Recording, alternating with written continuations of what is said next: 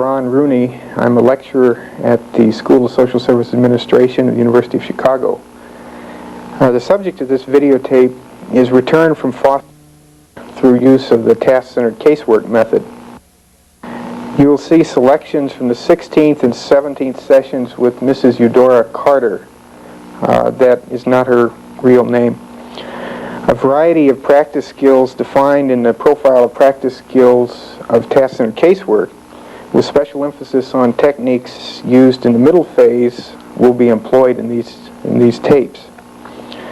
Mrs. Carter, the primary client in this case, is a client of the public child welfare system. 9 of her 10 children have been placed in foster care under court order in October of 1976. Foster care is substitute care out of the home, usually carried out by paid foster parents. The causes of foster care in general and the definitions of reasons for removal are vague, and criteria for return of children to their homes are seldom specified. Poor minority families headed by women form the largest sector of the public child welfare clientele.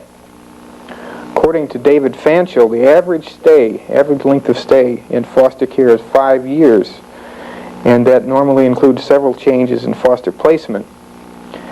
The foster care system as a whole has grown as more children tend to be brought into the system than are released back to their homes. Mrs. Carter, the primary client in this case, is 40, black, a widow, recipient of public aid for more than 15 years, and the head of a very large family of 10 children. Her husband, Mr. Carter, was a heavy drinker and died about 2 years ago. So you can see she fits the profile of the largest sector of the public child welfare clientele. Over a year ago, a counselor from a private agency recommended to Mrs. Carter that she temporarily place her children in foster care while she had an operation which she had been meaning to have. Mrs. Carter briefly agreed to that plan, later changed her mind about the placement and about the hospitalization. However, that counselor and public child welfare agency went to court and were able to obtain temporary custody of the 9 children aged 2 to 15 that were at that time living with Mrs. Carter. She didn't know of the placement, as I understand it, until police cars arrived at her home to remove the children. The child welfare staff and outside counselors gave as reasons for the removal that the attendance of the children in school was quite poor, their hygiene was poor, Mrs. Carter was known to have drinking problems, and there was some question about her ability to supervise her children. Her oldest daughter, Willona, only stayed in foster care one night and ran back to her home. She was unofficially in her home for several months and then officially returned home by the judge. The second daughter, Arlene, was returned in March of this year. No other children have been returned since that time. Mrs. Carter has repeatedly sought visits with the children she has in foster care. She has seen the youngest 2 children, a 3-year-old and a 5-year-old, only once since last May. Other children she has seen some more than once. Mrs. Carter moved suddenly out of public housing in May of this year when her second oldest daughter, Willona, was raped. She found housing on her own and has had many problems with that housing that will be discussed in this tape. She and her family were referred to me as a counselor for a private family counseling agency by a worker from the state child welfare agency. The goal of that referral was to help Mrs. Carter in any way towards a possible return of her children. On my first visit to her home, Mrs. Carter clearly wasn't expecting anyone. She doesn't have a telephone. She was obviously inebriated at that time, was generally incoherent, but very clear about one thing. She did want return of her children. The home smelled very heavily of urine. There were piles of clothing, a broken door, in general, a very depressing scene. She was asked by me as a beginning task for the next session to attempt to be sober for that session, and that she might begin to clean her home, since we knew that that was one of the obstacles seen by the court. I wrote down clearly for her the day and time that I would be returning. When I did return a week later, Mrs. Carter was quite sober, clean, and the house was remarkably cleaner. Since that time, Mrs. Carter and I have met for 16 sessions. Over 80 tasks have been developed between us. 47 of them have been carried out by Mrs. Carter and 28 by myself. That's about 60% were client tasks.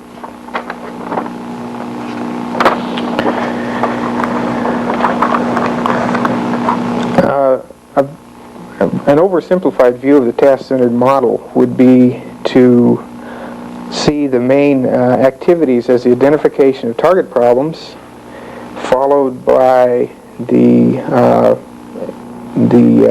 examination of obstacles and formation of tasks, which in some way then result in problem reduction.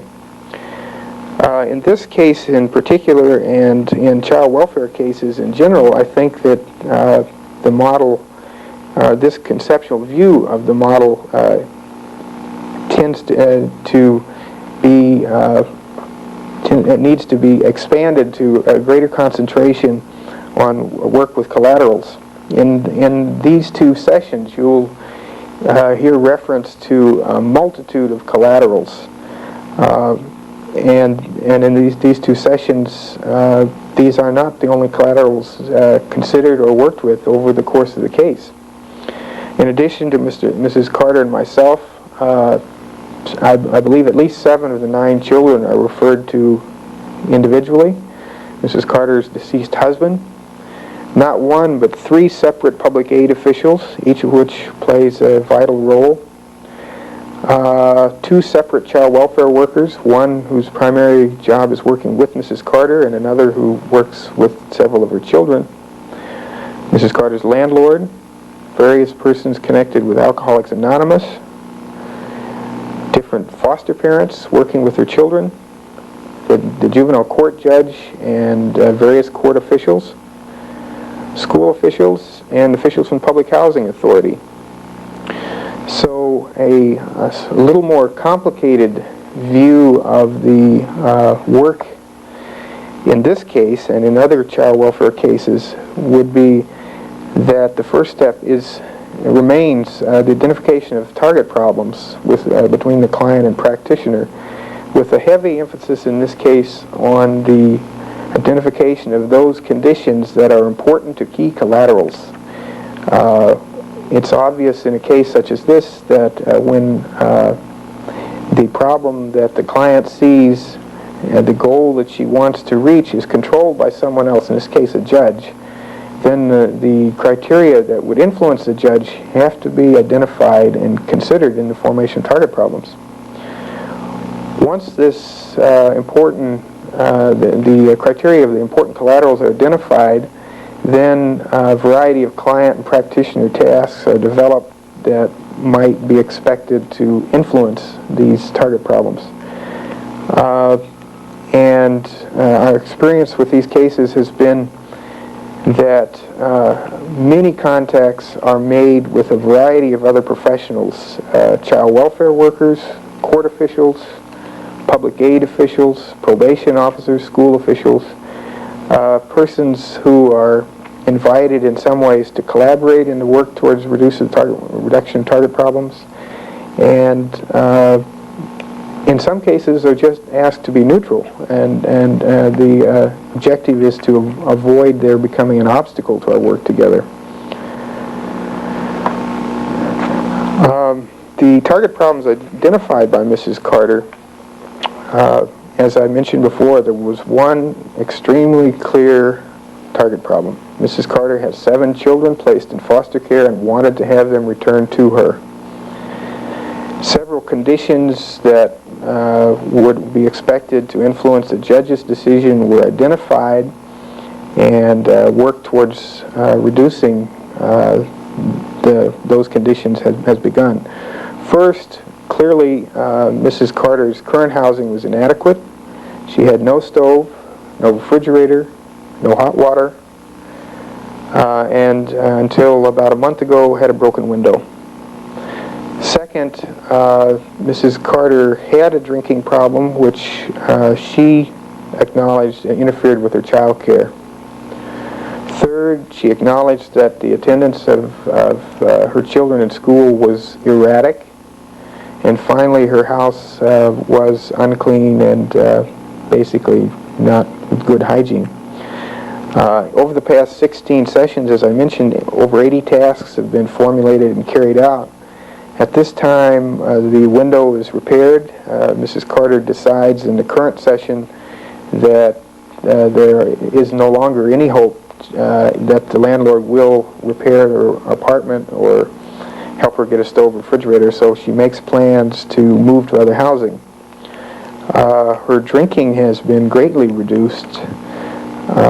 It is discussed in the second session and appears not to be a major obstacle at this time, though there's continued attention to it. The 2 children who've been returned to her since March are now enrolled in school and are doing fairly well. Her house has been of certainly adequate standards for the last several months, and that was aided by the placement of a homemaker by public aid. I will use as a structural method in this case task sheets. You'll see that the task sheet reads what family members and the social worker agreed to do between counseling sessions to work on agreed upon problems. The name of the client is written at the top, the name of the social worker. In the first session, often the social worker's phone number is listed there. The date of the session in which the tasks were set up, and also, very importantly, the date of the next session and the time where the client and social worker will meet, since many of these families, as I said before, do not have a telephone. Next is listed the session number and the number of sessions left. This gives an opportunity in each session to review where the client and social worker are on their contract. Below then is written specifically what the tasks are to be completed by the next session. The task carried out by whom, by what date are written, and then in the following session in the right column is written what was done, what progress was made on those tasks, and what obstacles there might have been. The use of these task sheets seems to act to formalize the session. That's particularly useful when the sessions are carried out in the family home. The tasks are specified quite clearly. This helps also the worker in reviewing problems and reviewing tasks, helps in summarizing at the end of the session. The writing down of the task progress makes both that progress and the obstacles more tangible for both the practitioner and the client. Meeting time can be very clearly specified. And finally, the memory of persons who are to carry out tasks can be refreshed by reviewing their task sheets. Use of the task sheets has, in this case, has allowed us to develop an average of 3 to 4 client and practitioner tasks each session, which are typically carried out. A note of caution would be that the task sheets are only sheets of paper. They are only as good as the tasks that are developed on them, and unless good work developing tasks is done, it isn't a useful exercise to carry them out. The sessions that you will see cuts from 2 sessions.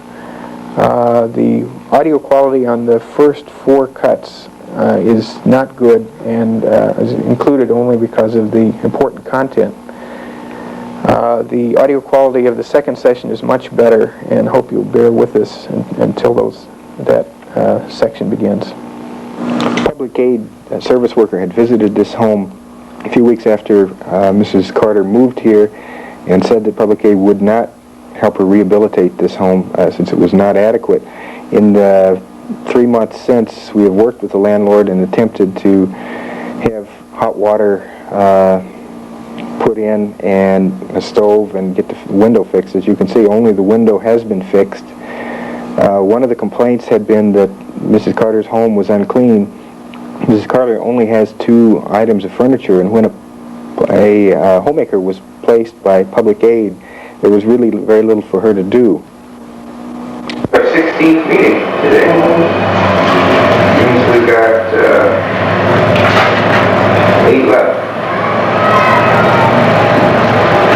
8 more minutes and over. Oh man, we got nothing to do with that. Well, we got 8 left on this agreement. If we get in a spot and we can't get enough done, we may be able to extend again. I don't know. I'm probably okay with this, but it's just a matter of my agency's got a contract only work for so long with people. We have to have such permission.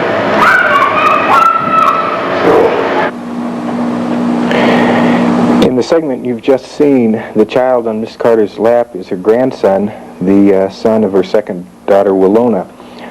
We discuss the length of the contract. This is the 16th session and the 4th session of a second 12-session contract. Though normally we work for 12 sessions, in the child welfare cases, many of the cases have recontracted because target problems were not reduced in that time due to essentially the slow speed at which public aid worked. There's the possibility that we will recontact for a 3rd session after this.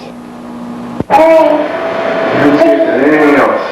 You said it, but you said I could have found a place if you got the case, but I'll go ahead and see it on. Yeah. Yes, indeed. That's exactly right. So if you find a place that before you put your money down, I would call Key Street and tell him the address and find the time you can go and soon before you have to. That sounds like a good idea. You know, it's the same number that you called last year. We just asked for Key Street. Okay.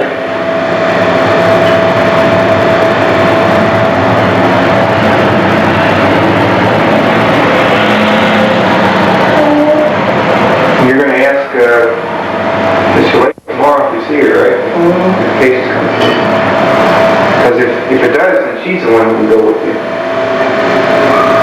Mrs. Carter suggests the amendment of a task here to take care of an obstacle that had blocked her successful move into this house. We also summarize the tasks on the task sheet. Mrs. Carter keeps a copy of the task sheet to review in the following week. We discuss keeping the children in school, since this is something the judge will consider in the next court hearing.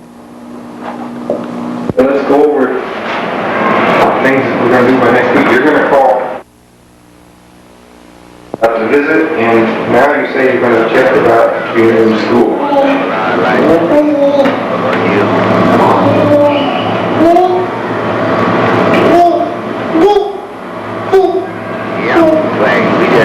And you're going to go right ahead as soon as you get your check and look for a place, but you're not going to agree, not going to put your money down until you get Key Street or look at it. The CHA housing application comes and you can fill it out on your own, go ahead. If you need some help, wait, and I'll help you with it. Okay. We'll go to court Monday. Sit 2 or 3 hours until we all is in. You ain't kidding about that. See whatever you can do to keep those 2 going to school. Okay. Because really, I do believe that the next step, and when we go back to court next time, we get the house fixed up. The first question they're going to have is, the kids that are there now, are they going to school? And you can say, and I can say, and check with the school and say, yes, they are, for return some kids. If you can't, then you won't. How the police have been sitting out there, it's good. Between sessions, Mrs. Carter and I appeared in juvenile court. Representative of Public Aid opposed our plan to work toward return from foster care, cited Mrs. Carter as being unresponsive and unreliable with their agency. This was apparently based on one visit to the Carter home in the past 6 months. In the next section, a potential obstacle to the task of securing better housing through public housing authority is explored. The problems of the client's own efforts of advocacy in their own behalf were also seen. Transitions between problem, task review, obstacle, and task formulation are seen to be rather loose and fluid.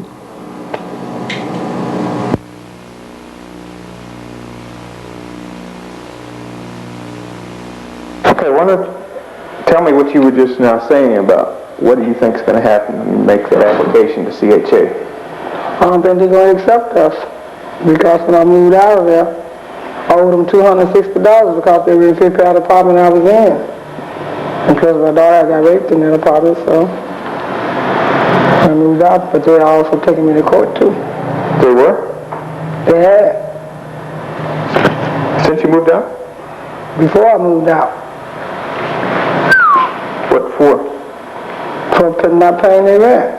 See, my sink was all tore up, and I didn't have no stove that I could cook on. It was a stove there, all I could use was the eyes, but the other one never come on. I didn't have no refrigerator where I could put no store, no food, so I kept telling them to give me one. They didn't give me there. So I decided I'll hold the rent and see what they give me one. So then when they sent me to court, and the judge asked me how come I hadn't paid the rent, I told him.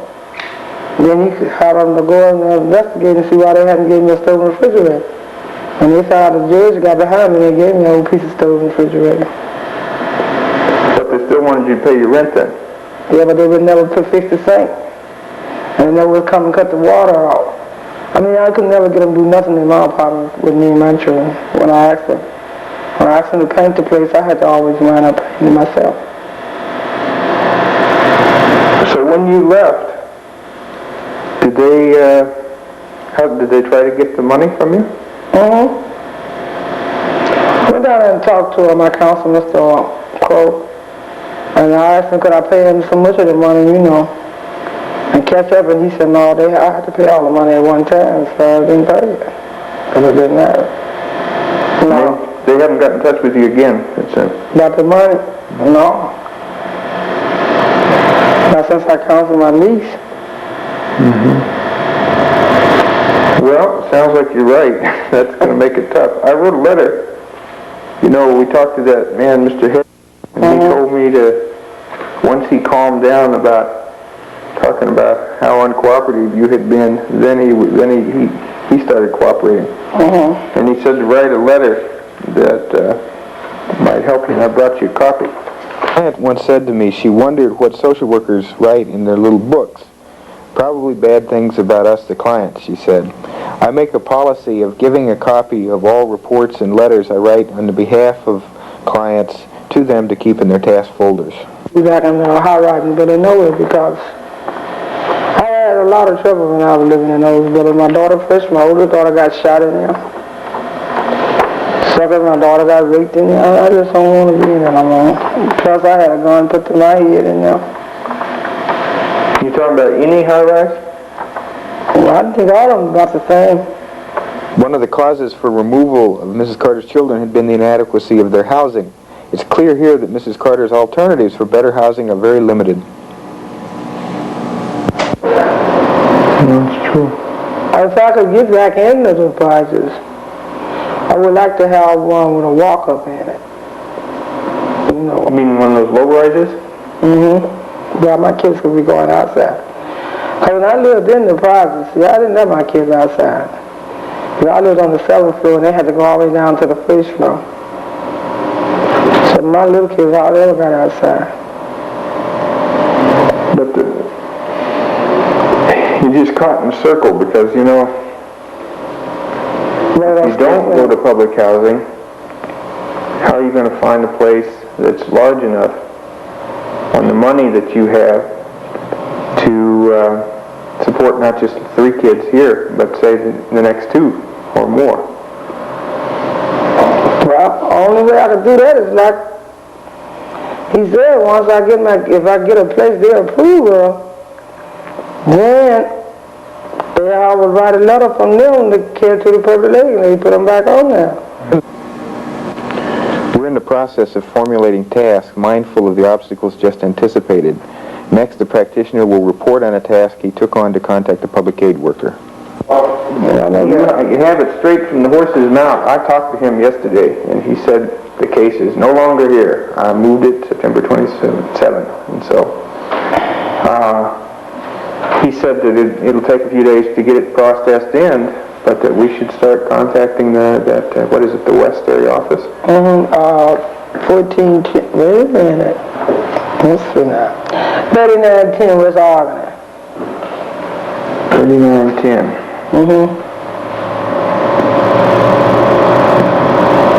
That ain't too far from here, is it? They said about 9 or 10 blocks.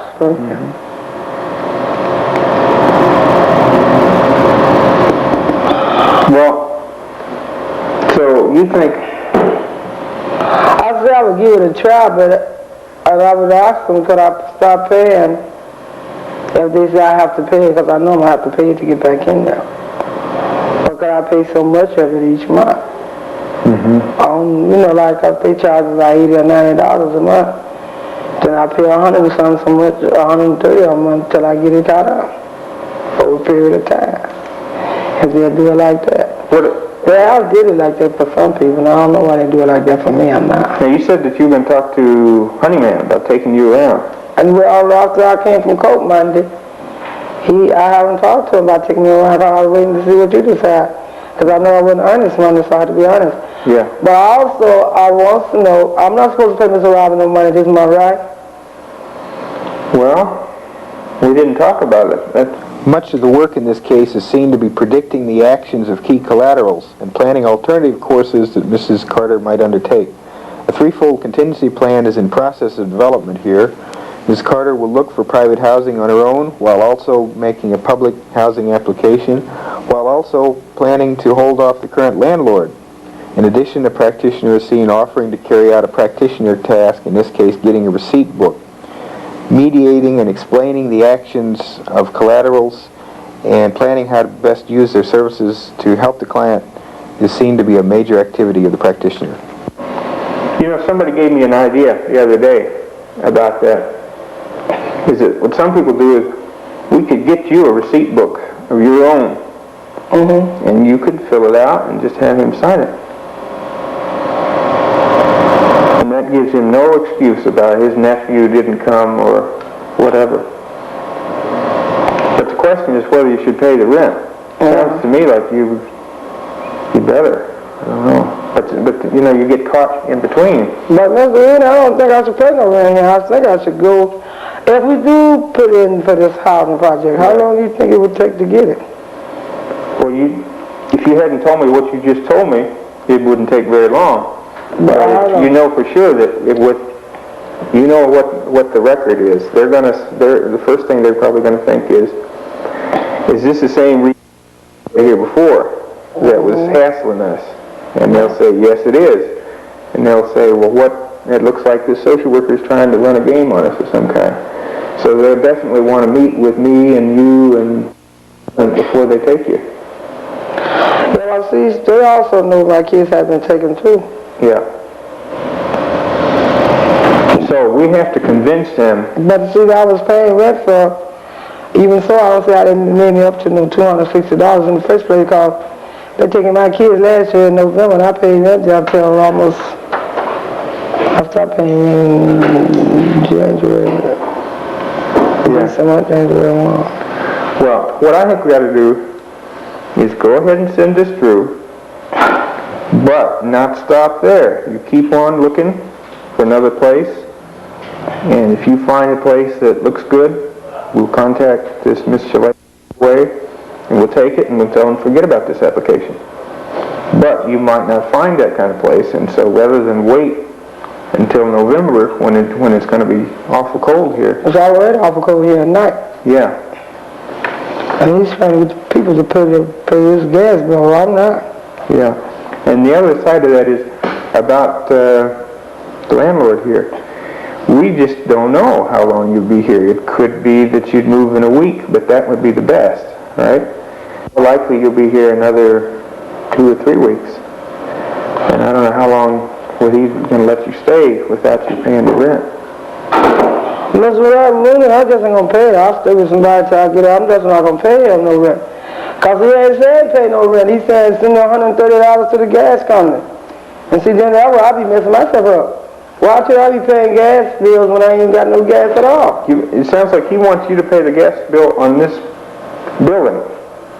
He wants he said he told everybody, instead of paying him their money for rent this month, go to the credit exchange and have it made out to people like gas company. Bring the money order to him and he's going to sign it on the back.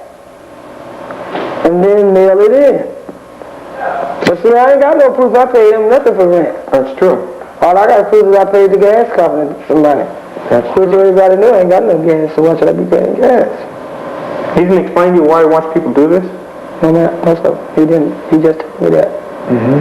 He told me that Tuesday morning. So I ain't tell him nothing.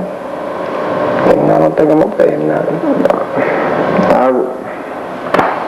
The only way that you might do that would be, he got to explain to you how that would give you any kind of record that you'd paid your rent.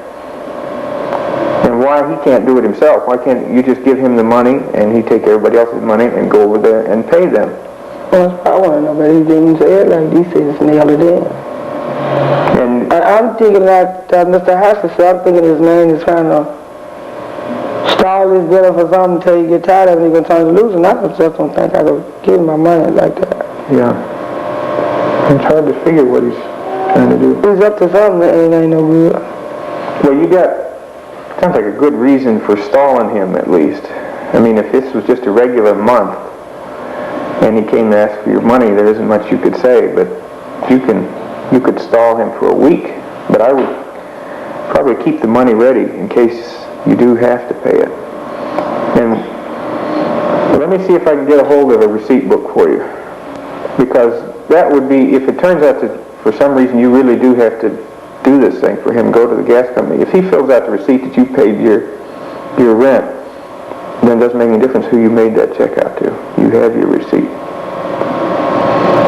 Mm-hmm. Right? Yeah. But what's good is my $130 going to put it if nobody else going to do it. Do you think nobody else is going to do it? All right, ain't nobody said we were going to do it. Well, that's a good... And that helps. If other people aren't going to do it, then he isn't going to hassle you right away. You'll have to deal with everybody.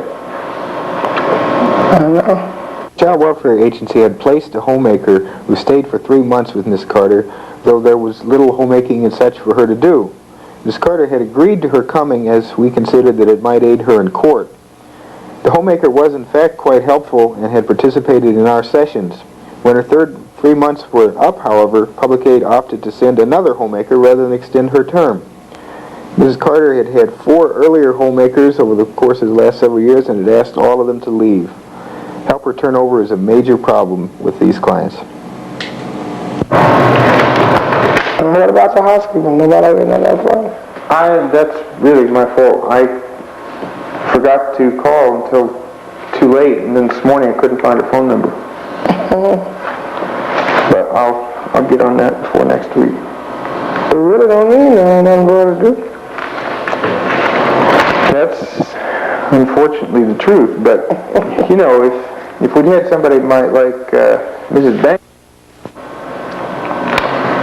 it was all right having her even if there wasn't a lot to do, it seemed to me. No.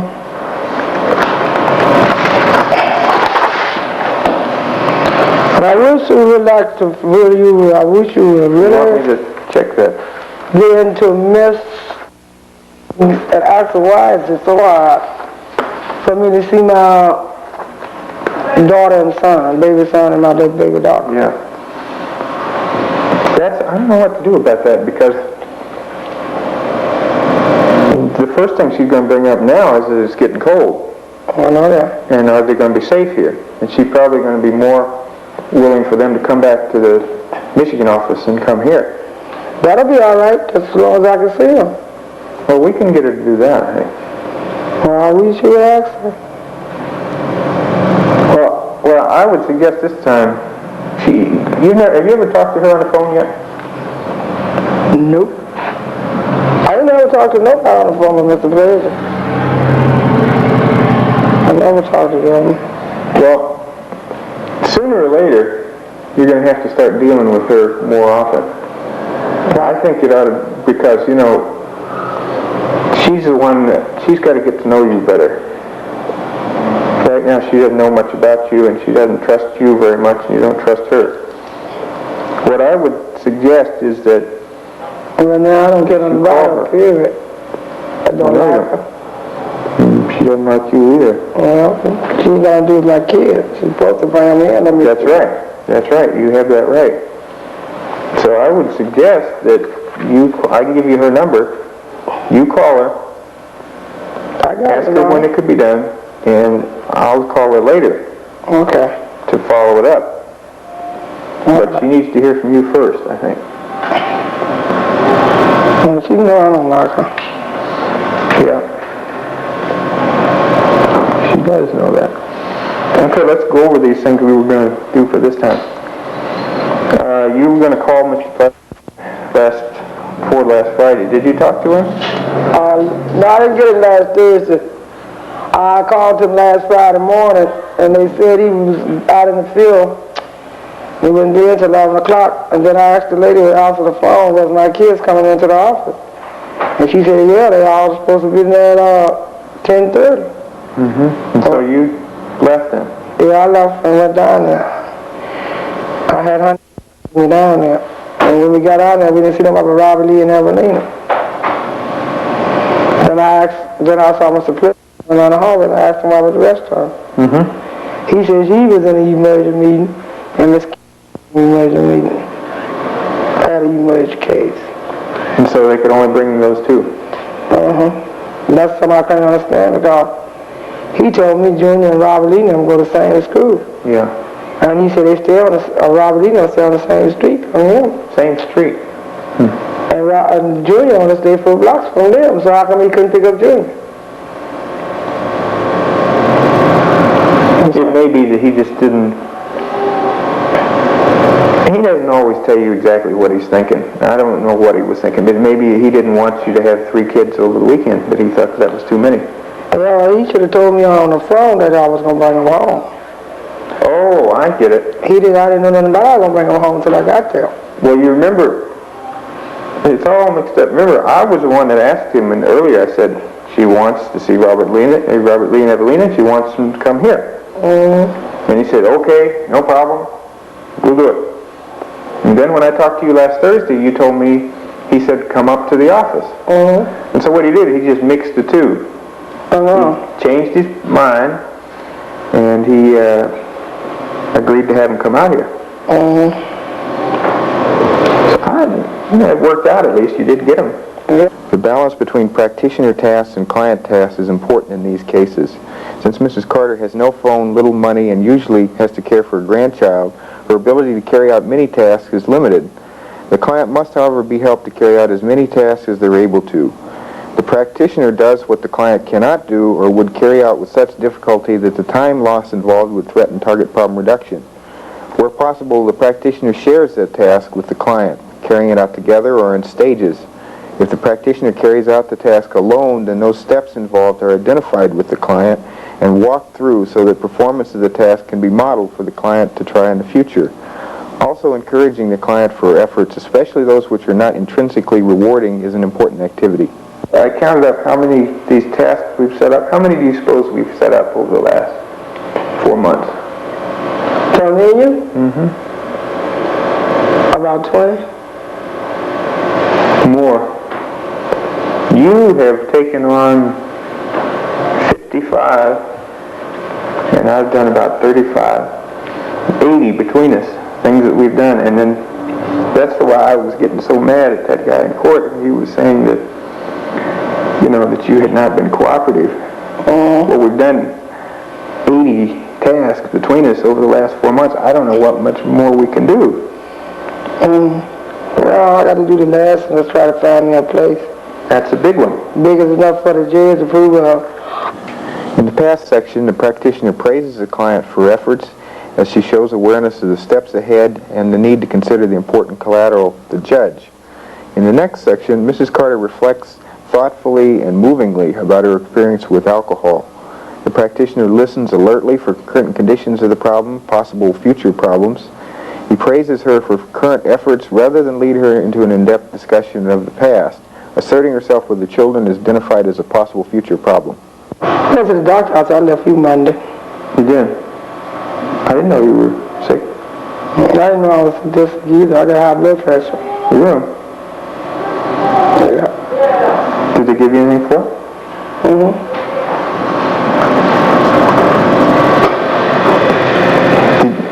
What were you feeling like that caused you to go? Yeah, I went for my side.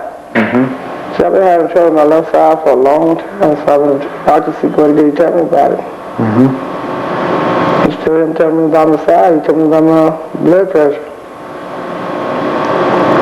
Is he going to tell you what to eat now? Yeah, I got to go back to him in 2 weeks.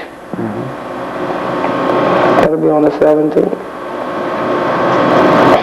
Well, you definitely got to watch your health. You've been trying to do so much, but you can't do it without your health. Oh, no. No, I ain't all like that, Mr. Rooney. The doctor told me last year I had to stop drinking. And I never did take it in no man, you know. That contributes to it, doesn't it? Yeah. All that whiskey, wine and stuff. That runs your blood pressure up. See, I always did have trouble with my blood pressure, even though I started having kids. And still when I started getting drunk, falling out and, you know, on the streets and things, winding up in the hospitals. Yeah, none of that did shit. And yeah, I did that a couple times last year. Got drunk and fell out on the sidewalk and wound up in the hospital. All I remember is the first time I met you, you were in pretty bad shape. He happened to then, he told me then if I didn't stop it, I would wind up with cirrhosis at the liver. Right. But the only reason his mind affect me so bad when I started, I stop eating. I don't have no appetite to eat, I just have an appetite to stay drunk. What about now? I don't want to get drunk. Because that man I can survive and they start to fall out. And I want to get my kids back, so I put myself to a test. I guess it's always going to be easy. But some friends and like those two just left out of him, they stone alcoholics, but they just don't know it. Some friends of mine was drinking, well, they've been drinking all this week. I haven't taken any of them because I don't drink and take the medicine. That's one thing I don't do. How can you see them, stay with them, and keep them drinking? Yeah, I'm just doing the guy got a Christian on, he drinks too. But it don't bother me, you know, that's the same thing. It don't bother me. It used to make me want some. But now it just don't, I don't feel that interest in it. I tell people I'm going through another phase. A good phase. Yeah, I don't want no more. Because he even told me yesterday, he said, you can drink some, but just know when to stop. I said, I don't want to drink no more, period. Alcohol has caused me everything that happened to me in my life. Caused me to be drunk, get my TV stole out of here, my radio. Caused me People to take advantage of you? Of course. You see, that's the thing I think the public aid doesn't know about you, is that they haven't been here but once in 5 months, and they don't know that you haven't been acting like the person that they knew before. I know, yeah. And so what they've been trying to say to me and you is why should we make any special efforts for somebody who's going to, not be able to hold up? Once you do something, I always have to do it, but that's wrong. A person can change if they really wanted to. You didn't like going to those meetings, though, huh? Well, I said I was going back this Saturday for sure, because when I went there, Mr. Rooney, I'll be honest with you, I always like to tell you the truth. I know you do. When I went there, I was so drunk, and I didn't know what I was saying. So I'm going back this time, but maybe I can understand what they're talking about, Well, it sure helps if you're sober when you go. Yeah, well, see, I was so drunk, so me and the man almost got in an argument. And then you asked me why they serve coffee. Yeah, you served a lot of coffee there, though. And that's just because they had people like you coming in there. I know one thing, there's a lot of people going there, so it must be something to it. Because I know the doctor told me don't fool myself over there on Mercy Hospital. He said once you're alcoholic, you're always alcoholic. But alcoholism is a sickness just like everything else. And that's the problem. See, I've been so weak all my life, I just can't stand hurt nobody. Before I say something hurts them bad, I would let them hurt me, then I go get drunk. Forget about it. But you don't forget about it. You forget about it while you're drunk because you don't know nothing else. And you're real drunk because you're out. And then, when you get sober, it's the same thing. Same situations right there. Right. That's that. So it don't make no sense to get drunk. Just stand up and speak up for your rights, all I say. But see, I ain't never did that because if I had I left my husband 20 years ago. I mean, before he died, I would have long left it. If you stood up for yourself? Yeah. Maybe my kid's life would have been different. And maybe my life would have been different. That's a hard decision to make, though.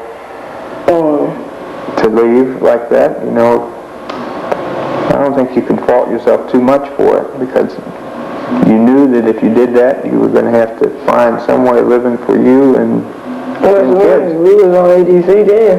It wouldn't have been much different. Yeah. Wouldn't have been no different, really. And mostly he was on us. We wasn't on him. What are you talking about? So he... When I went about to work, it was me. Well, the fact is that now... That may have been true about you, and it may still be true about you sometimes that you don't stand up for yourself, but I haven't seen it for some time. When you needed to stand up for yourself in the last several months, you have done it. Well, I'm trying to gain, I'm trying to gain courage so I can stand for myself and stand for my kids and stand up to my kids when I know they're wrong. Well, that's another one. Yeah, I know it. That's something we're going to have to deal with now, and we're going to have to deal with as soon as any of the kids come back. Mrs. Carter refers again in the following section to the many difficulties involved in arranging visits with her children. 2 child welfare workers devote an entire day to the retrieval of the 7 children from foster homes around the city, transporting them to an agency office and returning them. With their large caseloads, it's not difficult to see why weekly visits, as recommended by the court, have not been carried out. The child welfare worker assigned to Mrs. Carter's children has hesitated to arrange visits for her with her 5-year-old son because he has spoken frequently and fearfully of the police when his mother's name is mentioned. It was the worker's opinion that the child has a traumatic memory associated with the removal from the home. Mrs. Carter gives the opinion here, which I share, that he might continue to have those fears if he isn't allowed to see her more often. There's a catch-22 here. There may be a fearful memory caused by the forceful removal of the children by the agency. However, preventing her from seeing them may prolong that memory.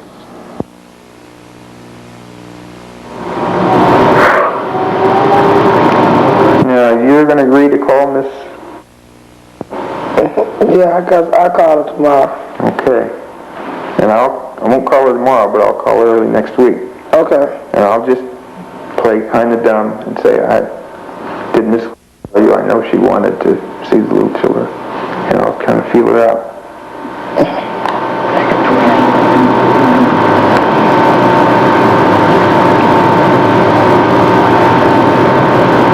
Okay.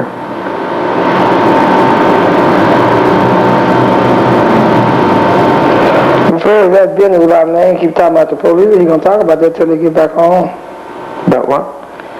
About when they came and taken him away from me, he gonna talk about that until they get back home where I am. That's right. Every time he sees you, or even thinks about you. Yeah.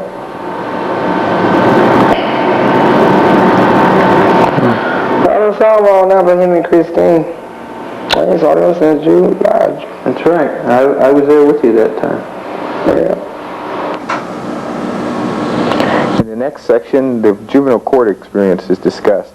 The roles, personalities, and foibles of the state's attorney, public defender, and judge are considered here. You know, in court, I was just thinking about that the other day. You remember when we got into court that the state's attorney did not ask Mr. anything. He tried, when the judge asked him, he tried to say something, the state's attorney cut him cross. He sure did. Now, that may have been an accident, but I don't think it was. I think the state's attorney has heard what's going on. He's had these reports. He met with you before. And he doesn't want to slow things up. Oh, no. So as far as Judge Hamilton thinks and knows right now, you're doing fine. Yeah. But that man stands beside me. What is he up there for? The public aid man? The one who was standing beside me with all that hair on his face. He was your public defender. He don't never say nothing, so they can leave him down. Usually they at least will see you 5 minutes before you go in court. I don't know what happened this time. He didn't know what we were there for, I don't think. I don't think it is either. But why come they don't never give you the same one back anyway? I don't really know how they do it. I think whoever's assigned that day takes everybody who's in court, or most people. We're lucky that for whatever reasons we had the same state's attorney. Well, they had him nobody since they've been going there. Well, see, he knows what's going on, and he's not trying to block things. And you saw, Mr. President, back up for you again. Yeah. When it counts, he's been doing it. The client and practitioner here carry out the task of filling out the housing application together. This is an example of guided practice. They're interested in. What's the new phone there? They don't want to tell you that. All they say is the difference is high-rises and row houses. They don't tell you what's new. That's a new phone. New. Mm-hmm. Now this is on Taylor Racine. I was not being up there. Walk up, say. Over the course of the 2 sessions here, 11 tasks were established and reviewed. Mrs. Carter will return to court in December. If she has heated housing with stove and refrigerator, she has a reasonable chance of regaining custody of at least 2 of her children. The process of working to return children is seen as long, difficult, and expensive in terms of agency time, even when the major personal causes of placement have been reduced. The longer children remain in care, the less likely they are to return home, and more likely they are to reach maturity in a succession of foster homes. I must emphasize here that the practice seen in this tape is part of an emerging adaptation of the task-centered model. It's neither fully formed nor has it been empirically tested. However, all activities of the middle phase of the task-centered model as currently depicted were employed in this videotape. Concentration on target problems as seen by the client can be seen as contributing to high levels of cooperation with persons often seen as intransigent by public agencies. In addition, the practitioner becomes sensitive to obstacles facing such clients, particularly through meeting in the client's home. 2 problems are recurring in these cases. 1, other agencies act as if they have a lifetime contract with the client. It's very difficult to get them to change or speed up procedures to help in a time-limited plan, though such a plan using court dates is eminently sensible to clients, the child welfare agency, and the court. Second, advocacy activities have to be planned very carefully. The gains likely from such an activity have to be matched with costs to the client of alienating those people on whom they have to depend.